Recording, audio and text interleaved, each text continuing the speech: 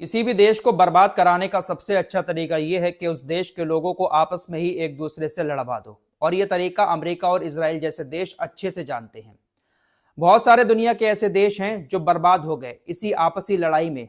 सत्ता परिवर्तन हुआ और जिस देश में भी सत्ता परिवर्तन होता है आपसी दंगों के बाद उस देश की बागडोर कहीं ना कहीं अमेरिका और इजराइल जैसे देशों के हाथों में पहुंच जाती है। वेनेजुएला का एग्जाम्पल आपके सामने है, सीरिया का एग्जाम्पल आपके सामने है, गाजा का एग्जाम्पल आपके सामने है। सबसे बड़ा अमेरिका और इजराइल अपनी चला रहे हैं इन सभी जगहों पर। खासकर अमेरिका हर देश की बागडोर अपने हाथ में लेना चाहता है।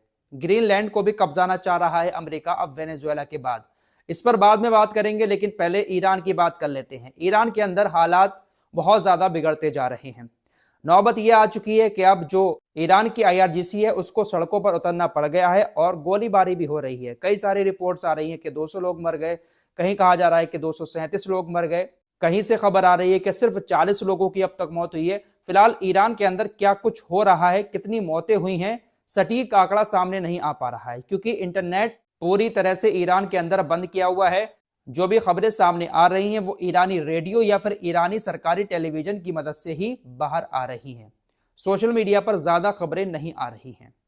फिलहाल खबर ऐसी आई है कि ईरान की सड़कों पर अब तक सरकार के खिलाफ प्रदर्शनकारी उतरे हुए थे, लेकिन अब सरकार के सपोर्ट में भी लाखों लोग सड़कों पर उतर चुके हैं। जिस तरीके से अयतुल्ला खामनेई और ईरान की सरकार के खिलाफ हिंसक विरोध प्रदर्शन हो रहे थे, उसी तरीके से अब लाखों लोग सरकार के सपोर्ट में सड़कों पर उतरकर प्रदर्शन कर रहे हैं और कह रहे हैं लोगों से कि देखिए, सरकार के खिलाफ प्रदर्शन करना यह गलत बात नहीं है, लेकिन हिंसक प्रदर्शन करना यह गलत बात है। अगर महंगाई की बात है तो उसको लेकर प्रदर्शन किए जाएं, लेकिन जिस तरीके से इन प्रदर्शनों को हिंसक बनाया जा रहा है इसका हम बिल्कुल भी सपोर्ट नहीं करेंगे और हम अयतुल्ला खामनेई और उनके शासन के खिलाफ कभी नहीं जाएंगे और उनको सपोर्ट करने के लिए सड़कों पर उतर रहे हैं। तो अब दोनों साइड से एक तरफ प्रदर्शन करने वाले सरकार के खिलाफ और एक तरफ सरकार के सपोर्ट में लोग सड़कों पर उतर चुके हैं। जो IRGC है ईरान की सेना, वो भी सड़कों पर आ गई और खुली धमकी दे दी है प्रदर्शनकारियों को कि अगर हिंसक रूप अपनाया तो हमारी गोली से आप नहीं बचोगे। अपने बच्चों को शामिल मत करो इस प्रदर्शनों में, वरना हमारी गोली का वो भी निशाना बन सकते हैं। दरअसल ये सब हो क्या रहा है दोस्तों, ये जो प्रदर्शनकारी हैं जो सरकार के खिलाफ प्रदर्शन कर रहे हैं, इन्होंने ईरान के अंदर जो धार्मिक स्थल हैं, दरगाह वगैरह हैं, उनको भी नहीं छोड़ा, उनको भी तोड़ दिया, आग लगा दी।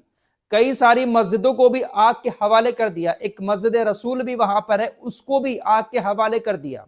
तो ये जो प्रदर्शनकारी सरकार के खिलाफ प्रदर्शन कर रहे हैं, क्या वाकई में ये सरकार के खिलाफ हैं और वाकई में ईरान के ही लोग हैं, या इसके पीछे एक बहुत बड़ी साजिश है? क्योंकि अगर ईरान की ही आम जनता होती तो इस तरीके से मस्जिदों को निशाना नहीं बनाया जाता। ईरान के अंदर कई सारी मस्जिदों को आग के हवाले किया गया है, तोड़फोड़ की गई है, ऐसी खबरें आई हैं। और ये हिंसक जो प्रदर्शन करने वाले लोग हैं, इन्हीं की तरफ से आग लगाई गई है। तो ये कौन लोग हैं?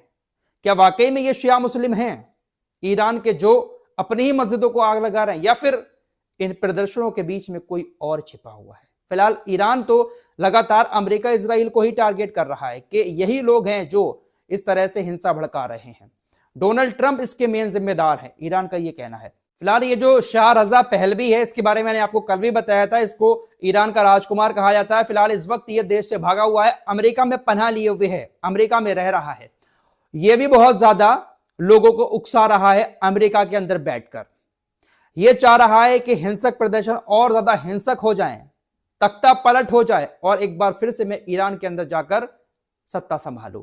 ईरान की कमान अपने हाथ में लेने का सपना यह शख्स देख रहा है, इसलिए अमेरिका में बैठा हुआ सुबह शाम सिर्फ और सिर्फ जनता को भड़का रहा है कि अपने हक के लिए बाहर निकलो, इस सरकार को उखेड़ फेंको, ये सरकार आपको दबा रही है। बहुत सारी उल्टी सीधी बातें ये कर रहा है वहां पर बैठा हुआ। अब इसने एक और तुरुप का इक्का फेंका। आप तो जानते ही हैं कि डोनाल्ड ट्रंप राष्ट्रपति एक ऐसे हैं जो इनकी कोई तारीफ कर देता है तो ये फूले नहीं समाते हैं। कोई भी हो, अगर इनकी तारीफ के कसीदे उनके सामने पढ़ देता है तो ये उसकी मदद के लिए आ जाते हैं। अब इस शख्स ने, रजा पहलवी ने डोनाल्ड ट्रंप की तारीफ की है, लंबा चौड़ा पोस्ट किया है कि डोनाल्ड ट्रंप आप सही हो, आप बहुत अच्छे शख्स हो, आप हर जगह पर शांति चाहते हो। आपने ईरान के लीडर अली खामनेई को धमकी भी दी थी कि अगर आप गोलीबारी करेंगे आम लोगों पर तो हम आपके ऊपर हमला कर देंगे, लेकिन आपकी धमकी को भी ये शख्स अयतुल्ला खामेनी आपकी धमकी को भी नजरअंदाज कर रहा है और सड़कों पर गोली चला रहा है। राष्ट्रपति डोनाल्ड ट्रंप, मैं आपसे मदद मांग रहा हूं। आप बहुत अच्छे इंसान हैं, आप हर जगह शांति कायम करवाते हैं। आपने जो वादा किया है कि आप ईरान के किसी भी बेगुनाह शख्स को नहीं मरने देंगे, ये आपकी जिम्मेदारी है। आप अपने वादे को पूरा करें। मैं भी ईरान के लोगों से सड़कों पर निकलने का आह्वान करता हूं, इनसे अपील करता हूं कि सड़कों पर आएं और अयतुल्ला खामेनी के शासन को उखाड़ फेंकें। यह शख्स डोनाल्ड ट्रंप को बहुत ज्यादा ऊपर चढ़ाते हुए, तारीफों के पुल बांधते हुए कहता है कि आपने साबित कर दिया, आप बहुत अच्छे शख्स हैं, आप हर जगह शांति के लिए काम करते हैं, आप अपने वादे पर टिके रहिए, आप हमारी मदद के लिए आगे आइए और आप ईरान के अंदर दखल देने के लिए तैयार रहें। यह शख्स डोनाल्ड ट्रंप को बहुत ज्यादा ऊपर चढ़ा रहा है ताकि डोनाल्ड ट्रंप इस सरकार के खिलाफ ईरान के अंदर कोई हमला करें, लोग जो सड़कों पर उतरे हुए हैं उन प्रदर्शनों को और ज्यादा हिंसक बनाएं। तो यह शख्स सपना देख रहा है ईरान के बागडोर संभालने का, लेकिन शायद सपना पूरा जल्दी होगा नहीं, क्योंकि लाखों लोग अब प्रदर्शनकारियों के खिलाफ भी सड़कों पर उतर चुके हैं। साफ तौर पर कह दिया गया है IRGC की तरफ से कि अब हमारी गोली का कोई भी निशाना बन सकता है। अगर आप हिंसक प्रदर्शन करोगे तो आपको हमारी गोली झेलनी पड़ेगी। फिलहाल ईरान के अंदर इस वक्त ब्लैकआउट है, इंटरनेट सेवाएं पूरी तरह से बंद हैं। तो ऐसे में एलन मस्क आ गए स्टारलिंक कंपनी लेकर। फिलहाल ईरान के अंदर इस वक्त ब्लैकआउट है, इंटरनेट सेवाएं पूरी तरह से बंद हैं। अब ऐसे में एलन मस्क पहुंच जाते हैं अपनी स्टारलिंक लेकर। दोस्तों, ये सब एक जैसे लोग हैं। एलन मस्क स्टारलिंक से सैटेलाइट के जरिए इंटरनेट देंगे और उस इंटरनेट के जरिए फिर जो मोसाद या किसी और खुफिया एजेंसी के लोग हैं उसका फायदा उठाकर और दंगे करवाएंगे और हिंसा को बढ़ावा मिलेगा, लोगों तक एक दूसरे की बात पहुंचेगी। तो स्टारलिंक देने के लिए तैयार है इंटरनेट और दिया भी जा रहा है। खबरें ऐसी आ रही हैं कि तकरीबन 50,000 लोग स्टारलिंक के इंटरनेट का इस्तेमाल ईरान के अंदर कर भी रहे हैं। जहां पूरी तरह से ब्लैकआउट है वहां स्टारलिंक इंटरनेट दे रहा है। फिलहाल ईरान के अंदर एक रूल बना हुआ है कि स्टारलिंक कंपनी का कोई भी इंटरनेट इस्तेमाल करते हुए पकड़ा जाता है तो उसको 2 साल की जेल की सजा भी है। तो ये जो 50,000 लोग कर रहे हैं, तो हो सकता है कि सिर्फ प्रदर्शनकारी ही हों जो इस्तेमाल कर रहे हैं स्टारलिंक का इंटरनेट, या फिर जो और खुफिया एजेंसियां हैं, मोसाद वगैरह, उनसे जुड़े लोग हों। फिलहाल ईरान को कमजोर करने का जो तरीका था इन लोगों के हाथ आ चुका है, लोगों को आपस में ही एक दूसरे से लड़वा कर। अब चलते हैं वेनेजुएला की तरफ। दोस्तों, वेनेजुएला को कब्जाने की पूरी कोशिश अमेरिका कर रहा है। वेनेजुएला के तेल पर नजर किस तरीके से अमेरिका बहुत पहले से गड़ाए हुए बैठा था, आपको सारी चीजें हम बता चुके हैं। अब अमेरिका वेनेजुएला का तेल लेने की बात कर रहा है। देखिए, इस चीज को बहुत ध्यान से समझिएगा कि अमेरिका किस तरह से जाल बिछाता है। अमेरिका दुनिया भर के उन तमाम देशों को काफी टाइम से धमकी दे रहा है जो देश रूस से तेल खरीदते हैं। रूस हर देश को सस्ते दामों में तेल देता है, भारत भी रूस से कम दाम में तेल खरीदता है। डोनाल्ड ट्रंप तमाम देशों को धमकी दे रहे हैं काफी टाइम से कि अगर आपने रूस से तेल खरीदना बंद नहीं किया तो हम आपके ऊपर टैरिफ लगा देंगे। चाइना भी तेल खरीदता है, भारत भी तेल खरीदता है, और भी देश हैं तेल खरीदते हैं रूस से। तो जो देश रूस से तेल खरीद रहे थे उन देशों पर ट्रंप ने टैरिफ लगा दिया। टैरिफ का मामला क्या है, सारी चीजें आपको बहुत पहले बता चुका हूं।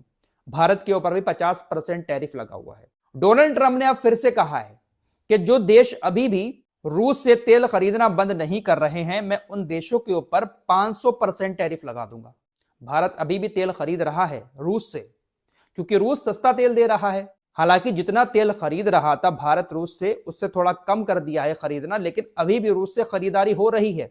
सस्ता तेल हमारे देश में कंपनियां खरीदती तो हैं, लेकिन हमारे देश के अंदर पेट्रोल डीजल के रेट जो है वो कम नहीं होते हैं। जो रेट महंगा तेल खरीदने पर होता है वही रेट सस्ता तेल खरीदने पर भी हमारे यहां पर मिलता रहता है। फिलहाल ये टॉपिक अलग है, लेकिन भारत रूस से तेल खरीद रहा है सस्ते दामों पर। अब डोनाल्ड ट्रंप ने 500% की धमकी दे दी है। अगर भारत खरीदता रहता है तो शायद 500% टैरिफ भारत के ऊपर अमेरिका लगा सकता है। लेकिन अमेरिका ये क्यों कर रहा है? अमेरिका ये इसलिए कर रहा है क्योंकि अमेरिका ये चाहता है कि वेनेजुएला का तेल, जो अब काफी हद तक अमेरिका को लग रहा है कि हमारे कब्जे में आ चुका है, उस वेनेजुएला के तेल को और देश खरीदे। वेनेजुएला का तेल अमेरिका बेचेगा और देशों को, और उस तेल को बेचकर मुनाफा जो होगा वो अमेरिका अपने पास रखेगा। ट्रंप प्रशासन ने इस बात को लेकर थोड़ा सा हिंट दिया भी है कि भारत अगर चाहे तो वेनेजुएला का तेल खरीद सकता है। हम इस चीज पर चर्चा कर रहे हैं, भारत वेनेजुएला से तेल खरीदे। रूस को छोड़कर भारत अगर वेनेजुएला से तेल खरीदेगा तो अमेरिका को ऐसा लगता है कि फायदा उसका होगा। इसीलिए ट्रंप लगातार टैरिफ की और देशों को धमकियां दे रहे हैं। भारत को 500% टैरिफ की धमकी दी है। यह बंदा क्या करना चाह रहा है किसी को कुछ समझ नहीं आ रहा है। फिलहाल जो ग्रीनलैंड है उसको भी अब अपने कब्जे में करने का ऐलान कर दिया है।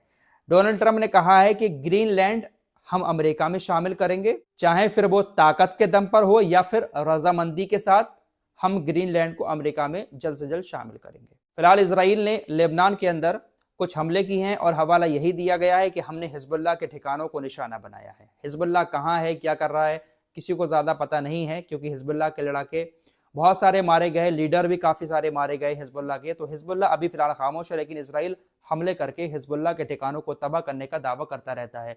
उधर तुर्की ने भी एक मंशा जाहिर की है। आपको मालूम होगा कि सऊदी अरब और पाकिस्तान के बीच एक समझौता हुआ था, रक्षा समझौता, जिसके मुताबिक अगर पाकिस्तान के ऊपर कोई हमला होता है तो वो हमला सऊदी अरब पर भी माना जाएगा। सऊदी अरब के ऊपर कोई हमला होता है तो उस हमले को पाकिस्तान पर भी किया हुआ हमला माना जाएगा। लेकिन पाकिस्तान के ऊपर जब तालिबान ने अभी हमला किया था तो सऊदी अरब पाकिस्तान के सपोर्ट में सामने नहीं आया था। भले ही अंदर अंदर पैसे से मदद कर दी हो, लेकिन सऊदी अरब की सेना मदद करने नहीं आई थी। लेकिन अब इसी समझौते का हिस्सा तुर्की भी बनना चाहता है। तुर्की भी चाहता है कि वो सऊदी अरब और पाकिस्तान के बीच जो समझौता हुआ है उस समझौते में शामिल हो जाए। अगर तीनों देशों में से किसी भी एक देश पर कोई हमला होता है तो वो सभी देशों पर हमला माना जाएगा और फिर एक दूसरे का साथ देने हम आगे आएंगे। गाजा की बात कर लेते हैं। गाजा में सीज फायर है, लड़ाई तो फिलहाल ज्यादा नहीं है वहां पर अब, लेकिन जरूरत है वहां के लोगों को अब मदद की। मदद आ भी रही है, लेकिन आरोप लगातार ऐसे सामने आ रहे हैं कि इजराइल ट्रकों को ज्यादा अंदर नहीं जाने दे रहा है। तकरीबन 800 से 900 ट्रक रोजाना पहुंचने चाहिए गाजा के अंदर। कुछ दिन पहुंचे भी थे 700-800 ट्रक, लेकिन अब इजराइल पहुंचने नहीं दे रहा है। एक लंबी लाइन लगी हुई है रोड पर ट्रकों की, लेकिन ज्यादा ट्रक अंदर नहीं आ रहे हैं, जिसमें बहुत सारा सामान भरा हुआ है। क्योंकि बारिश भी हो रही है, ठंड का मौसम भी रहता है इस टाइम पर गाजा में, तो हालात गाजा के बहुत ज्यादा अच्छे नहीं हैं अभी भी। फिलहाल इस रिपोर्ट में इतना ही। कुछ और खबरों के साथ फिर हाजिर होऊंगा। अपना ख्याल रखिएगा। अल्लाह हाफिज।